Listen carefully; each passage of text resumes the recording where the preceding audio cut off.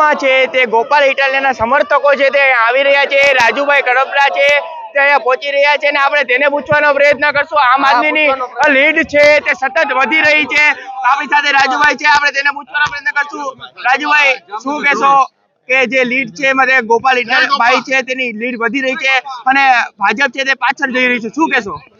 પરિણામ મળી ગયું. જ્યારે જુનાગઢ ગ્રામ્યનું 6 રાઉન્ડનું પરિણામ જાહેર થયું ત્યારે જ પરિણામ મળી ગયું. સૌથી મહત્વની વાત એ છે કે જેને ભાજપ પોતાનો બાપ દાદાનો ગઢ ગણતી વડાળ સીટેજ ગોપાલભાઈને 945 ની લીડ આપી ત્યારે જ પરિણામ સાફ થઈ ગયું તો ગોપાલભાઈ જીતે છે.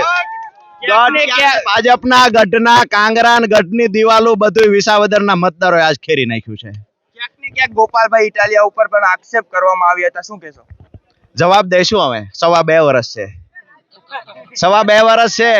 અધિકારીઓએ લિસ્ટ બનાવીને રાખ્યું છે. અધિકારીઓએ રોલ અદા કર્યો છે. પોતાની જે નૈતિક જવાબદારીનું ભાન ભૂલી ગયા હતા.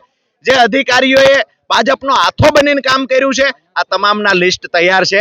આવનાર સમયમાં ગુજરાતની અંદર જે લોકોએ સામાન્ય લોકોનો અવાજ દબાવવાના પ્રયત્ન કર્યા છે, આ તમામ લોકોને જડબાતોડ જવાબ આપીશું અને ખરેખર ધારાસભ્યની શું તાકાત હોય એ વિધાનસભામાં બતાવવાનું કામ કરીશું.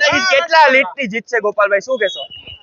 હવે એ તો અહીંયા આ લોકોને જ આપણે પૂછીએ કેટલા મતથી જીતશે.